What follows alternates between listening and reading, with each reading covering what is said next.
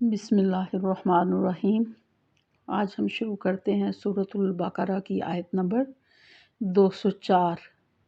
وَمِنَ النَّاسِ مَن يُعْجِبُكَ قَوْلُهُ فِي الْحَيَاةِ الدُّنْيَا وَيُشْهِدُ اللَّهَ عَلَى مَا فِي قَلْبِهِ وَهُوَ أَلَدُّ الْخِصَامِ۔ وَمِنَ النَّاسِ اور لوگوں میں سے ہیں، مَن يُعْجِبُكَ جو بھلا لگتا ہے، قولہ اس کی بات، فی الحیات دنیا کی زندگی میں، ویشہد اللہ اور وہ گواہ بناتا ہے اللہ کو، علی ما فی قلبہ جو اس کے دل میں ہے، وہو الد الخصام حالانکہ وہ بہت جھگڑالو ہے۔ اور لوگوں میں سے ایسا شخص بھی ہے کہ جس کی گفتگو دنیاوی امور میں آپ کو پسند آتی ہے، اور جو اس کے دل میں ہے اس پر وہ اللہ کو گواہ بناتا ہے حالانکہ وہ سخت جھگڑالو ہے۔ تو اس آیت میں اشارہ جو ہے ان منافقین کی طرف ہے جو کردار کے کمزور ہوتے ہیں لیکن گفتار کے بڑے چرب زبان ہوتے ہیں۔ وہ اپنی ظاہری نیکی کو سے فائدہ اٹھاتے ہوئے اپنے طرز عمل کے بارے میں لوگوں کو مطمئن کرنے کی کوشش کرتے ہیں۔ مدینہ کے منافقین میں سے ایک گروہ ایسے لوگوں کا تھا جو کہ نبی صلی اللہ علیہ وسلم کی خدمت میں حاضر ہوتے تو اسلام کی حمایت میں زمین و آسمان کے کلابے ملاتے تھے، لیکن جب وہاں سے اٹھتے تو ان کی پوری کوشش جو ہوتی تھی وہ اسلام دشمنی کی طرف ہوتی تھی، اور اسلام کی مخالفت کے لیے وہ اپنی کوششیں استعمال کرتے تھے، اور یہاں تک کہ ہر جو منافق تھا اس کا طرز عمل ایسا ہی تھا۔ اور اس میں خصوصی طور پر منافق جو ہے مدینہ کا مشہور، تو اس کا نام اخنس بن شریک تھا۔ اس کے بارے میں مستند روایات سے معلوم ہوتا ہے کہ وہ نبی صلی اللہ علیہ وسلم کی خدمت میں حاضر ہوتا تو اپنے آپ کو اسلام کا سچا خادم قرار دیتا، اور یقین دلانے کے لیے اللہ تعالیٰ کو گواہ بناتا تھا، اور یعنی اللہ کی قسمیں کھا کر اپنی نیک نیتی اور خلوص کا اظہار کرتا، مگر اس کی بد کرداری کا عالم یہ تھا کہ وہ سازشیں کرتا تھا مسلمانوں کو آپس میں لڑوانے کی، اور اسی طرح سے وہ جب وہاں سے ایک دفعہ پلٹا تو اس نے قبیلہ ثقیف کے کھیتوں کو جلوا دیا اور ان کے مویشیوں کو ہلاک کر دیا۔ تو یہاں اگلی آیت میں اسی بات کا ذکر ہے، وَإِذَا تَوَلَّىٰ اور جب وہ لوٹ کر جاتا ہے، سعیٰ کوشش کرتا ہے، فی الارض زمین میں، لیفسد فیہا کہ وہ فساد پھیلائے اس میں، ویہلک الحرث والنسل اور کھیتی اور نسل کی بربادی کی کوشش میں لگا رہتا ہے، واللہ لا یحب الفساد اور اللہ تعالیٰ فساد کرنے والوں کو پسند نہیں کرتا۔ تو یہ منافقین جو تھے جب نبی صلی اللہ علیہ وسلم کی محفل سے واپس پلٹتے تو یہ اپنی کوششیں جو تھی وہ تخریبی کاموں میں لگاتے تھے، سرگرم رہتے تھے کہ کسی نہ کسی طریقے سے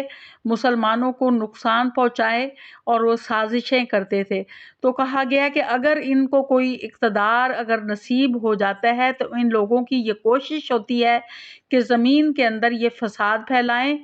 اور نسل اور کھیتی کو تباہ کریں۔ تو جیسے کہ وہ مثال دی گئی ہے اخنس بن شریک کی کہ اس نے قبیلہ ثقیف کے کھیتوں کو جلوا دیا تھا اور ان کے مویشیوں کو ہلاک کر دیا تھا۔ تو اگر ان لوگوں کو زمین کے اندر اقتدار مل جاتا ہے تو یہ سارے منافقین یہود جو ہیں ان کی کوشش ہی یہ ہوتی ہے کہ اسلام دشمنی میں یہ اتنا آگے بڑھے ہوتے ہیں کہ ان کے کھانے پینے کی اشیاء کو بھی ختم کرتے ہیں اور ان کی نسلوں کو بھی ختم کرتے ہیں۔ ان کی پوری کوشش ہوتی ہے کہ اسلام کو کسی طریقے سے ختم کر دیں اور اسلام کے ماننے والوں کا صفایا کر دیں۔ اس کے بعد اگلی آیت ہے، وَإِذَا قِيلَ لَهُ جب اس سے کہا جاتا ہے وَإِذَا قِيلَ لَهُ اتَّقِ اللَّهَ جب اس سے کہا جاتا ہے کہ اللہ سے ڈرو، أَخَذَتْهُ الْعِزَّةُ بِالْإِثْمِ تو اس کو پکڑ لیتی ہے عزت گناہ پر، فحسبہ جہنم، جہنم، اور اس کے لیے جہنم کافی ہے، ولبئس المہاد، اور وہ برا ٹھکانہ ہے۔ کہ جب ایسے لوگوں کو اللہ کا خوف دلایا جاتا ہے تو ان کی جو تکبر ہوتا ہے اور تعصب ہوتا ہے ان کے اندر، وہ انہیں گناہ پر آمادہ کر لیتا ہے، تو اس گناہ کی وجہ سے اور اس تعصب کی وجہ سے جو وہ مسلمانوں کو نقصان پہنچاتے ہیں، تو اس وجہ سے ان کا ٹھکانہ جو ہے وہ اللہ تعالیٰ نے جہنم رکھا ہوا ہے، اور کہا ہے کہ یہ برا ٹھکانہ ہے، لبئیس المہاد، کہ یہ برا ٹھکانہ ہے، کہ ان لوگوں کا یہ برا رہنے کی جگہ ہے۔ وَمِنَ النَّاسِ، اس کے مقابلے میں پھر اگلے ایمان والے لوگوں کا ذکر کیا ہے۔ پہلے منافقین کا ذکر کیا ہے جو اللہ پر ایمان نہیں رکھتے اور اسلام دشمنی میں پیش رہتے ہیں اور اسلام کے خلاف سازشیں کرتے رہتے ہیں، کہ ان کا انجام کیا ہے، کہ ان کے لیے جہنم ہے۔ اور اس کے مقابلے میں جو ایمان لانے والے لوگ ہیں تو ان کے بارے میں بتایا گیا، وَمِنَ النَّاسِ، اور لوگوں میں سے کچھ ایسے بھی ہیں، من یشری نفسہ، کہ جو بیچتا ہے اپنی جان کو، ابتغاء مرضات اللہ، اللہ کی رضا کو طلب کرنے کے لیے، کہ ان میں سے کچھ لوگ، کوئی ایسا بھی ہے کہ جو اپنی جان کو اللہ کی رضا کے لیے بیچ ڈالتا ہے، واللہ رؤوف بالعباد، اور اللہ بندوں پر بہت مہربان ہے۔ تو یہاں جو مخلص مومنین ہیں ان کا اس آیت میں ذکر ہے کہ وہ لوگ اپنے جان اور مال اللہ کی راہ میں قربان کر دیتے ہیں، اور اللہ کی رضا کے لیے اپنے جان کی بازی لگا دیتے ہیں، اور یہاں تک کہ اپنے مال بھی اللہ کی راہ میں قربان کر دیتے ہیں۔ تو اس میں سے ایک مثال جو ہے وہ حضرت صہیب رومی کی دی گئی ہے، کہ بعض روایات میں آتا ہے کہ یہ آیت ان کی شان میں نازل ہوئی کہ وہ مکہ سے روانہ ہوئے اور مدینہ کی طرف، تو کفار کی ایک جماعت جو تھی انہیں راستے میں ملی، تو انہوں نے ان کا راستہ روک لیا، تو انہوں نے اپنے ترکش میں تیر رکھے ہوئے تھے، تو انہوں نے اپنی گھوڑے سواری سے اترے اور قریش سے مخاطب ہوئے اور کہا، اے قبیلہ قریش، تم سب جانتے ہو کہ میں تیری تیر اندازی میں تم سب سے زیادہ ماہر ہوں، میرا تیر کبھی خطا نہیں جاتا، اور اب میں اللہ کی قسم کھاتا ہوں کہ تم میرے پاس اس وقت تک نہ پہنچ سکو گے جب تک میرے ترکش میں ایک تیر بھی باقی رہے، اور تیروں کے بعد میں تلوار سے کام لوں گا جب تک مجھ میں دم رہے گا، پھر جو تم چاہو کر لینا، اور اگر تم نفع کا سودا کرنا چاہتے ہو تو میں اپنے مال کا پتہ بتاتا ہوں جو کہ مکہ میں موجود ہے، آپ وہ مال لے لو اور میرا راستہ چھوڑ دو۔ قریش کو یہ بات جو ہے وہ بہت پسند آئی، اور وہ اس پر راضی ہو گئے، اور انہوں نے ان کا راستہ چھوڑ دیا۔ تو جب حضرت صہیب رومی جو ہے نبی صلی اللہ علیہ وسلم کی خدمت میں پہنچے تو آپ نے یہ سارا واقعہ سنایا، تو اس پر نبی صلی اللہ علیہ وسلم نے فرمایا، اے ابو یحییٰ، تمہارا بیپار نفع بخش رہا، تمہارا بیپار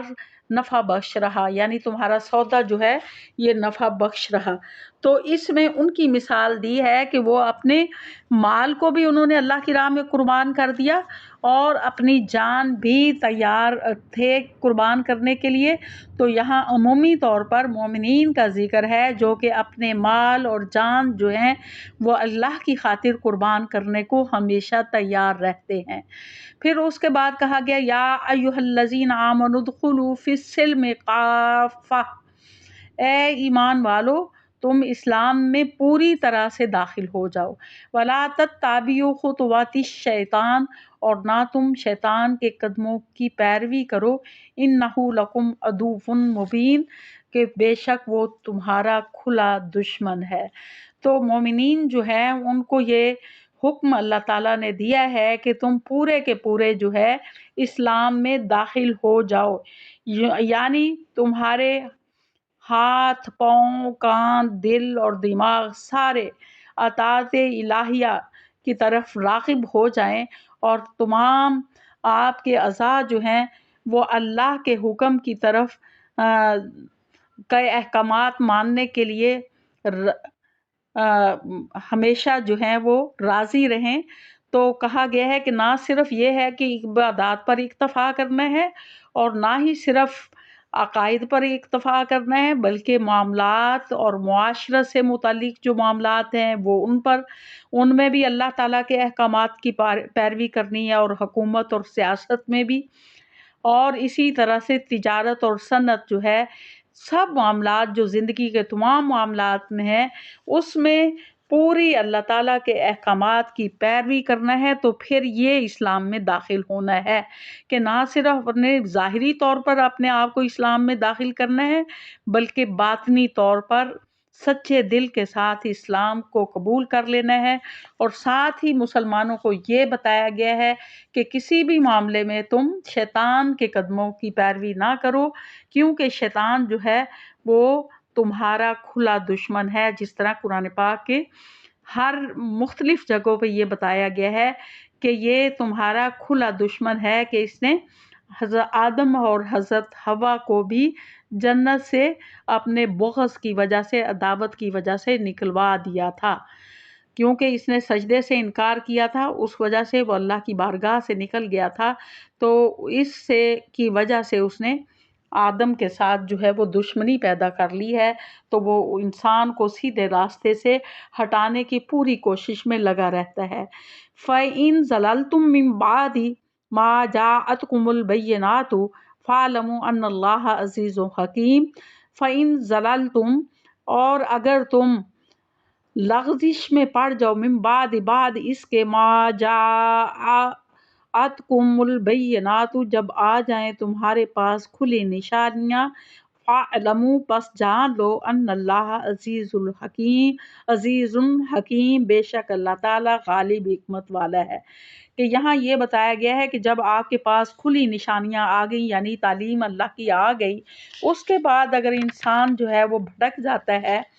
اور سیدھے راستے سے ہٹ جاتا ہے، ہدایت کا راستہ چھوڑ دیتا ہے، اور اس ہدایت کے راستے سے قدم جو ہیں وہ مطلب وہاں سے جو ہے وہ پھسل جاتے ہیں، تو اور وہ بے راہ روی اختیار کر لیتا ہے اور گمراہی کا راستہ اختیار کر لیتا ہے، تو بے شک اللہ تعالیٰ جو ہے وہ غالب ہے، حکمت والا ہے، کہ جب چاہے بندے کو سزا دے سکتا ہے۔ پھر اس کے بعد اگلی آیت ہے، هَلْ يَنظُرُونَ إِلَّا أَن يَأْتِيَهُمُ اللَّهُ فِي ظُلَلٍ مِّنَ الْغَمَامِ وَالْمَلَائِكَةُ وَقُضِيَ الْأَمْرُ وَإِلَى اللَّهِ تُرْجَعُ الْأُمُورُ۔ هَلْ يَنظُرُونَ، کیا وہ انتظار کرتے ہیں، إِلَّا سوائے اس کے، أَن يَأْتِيَهُمُ اللَّهُ کہ آئے اللہ ان کے پاس، فِي ظُلَلٍ سائبان میں، من الغمام بادلوں کے، والملائکۃ اور فرشتے، وقضی الامر اور معاملہ ختم ہو جائے، وَإِلَى اللَّهِ اور اللہ ہی کی طرف، ترجع الامور تمام معاملات لوٹائے جاتے ہیں۔ تو یہود اور نصارہ جو ہیں وہ اپنے ادب کے لحاظ سے اللہ تعالیٰ کو مجسم خیال کرتے ہیں کہ اللہ تعالیٰ کسی خاص مقام میں جو ہے وہ موجود ہے، اور اللہ تعالیٰ جب کسی قوم پہ عذاب نازل کرتا ہے تو وہ بادلوں کے سائبانوں میں تخت پر جلوہ گر ہوتا ہے، اور فرشتے جو ہیں وہ تخت اٹھائے ہوئے لاتے ہیں، اور پھر اس قوم کو نیست و نابود کر دیا جاتا ہے۔ حالانکہ یہاں ایسا نہیں ہے، جو مفسرین ہیں انہوں نے اس سے مراد جو ہے قیامت کا عذاب لیا ہے، کہ اس میں قیامت کے عذاب کا ذکر ہے، کہ اللہ تعالیٰ قیامت کے روز جو ہے بادلوں کے سائے میں آئے گا، اور اس کے ساتھ فرشتے بھی ہوں گے، اور ان لوگوں کا معاملہ جو ہے اس وقت ان کا حساب کر دیا جائے گا، اور تمام معاملات جو ہیں اس وقت اللہ کی طرف لوٹائے جائیں گے۔ تو قیامت کے روز جو ہے اللہ تعالیٰ کے سامنے انسان جو ہے اپنے اختلافی معاملات جو ہیں اس کے سلسلے میں پیش ہوگا، اور اچھے اور برے اعمال جو اس نے کیے ہوں گے اللہ کے سامنے پیش ہوگا، اور اللہ تعالیٰ ان تمام معاملات کا فیصلہ کر دے گا۔ وآخر دعوانا الحمدللہ رب العالمین۔ اور آپ لوگوں سے گزارش ہے کہ دین کو پھیلانے میں زیادہ سے زیادہ آپ کی کوششیں اس میں شامل ہونی چاہیے، تاکہ مسلمانوں کے اندر اپنی کتاب کا شعور جو ہے وہ پیدا ہو، اور سمجھ بوجھ پیدا ہو کہ اللہ نے ہمیں کیا احکامات دیے ہیں۔ ہر خاص و عام انسان جو ہے اس قابل ہو جائے کہ اللہ تعالیٰ کے احکامات کی سمجھ بوجھ رکھنے والا بن جائے۔ جزاک اللہ۔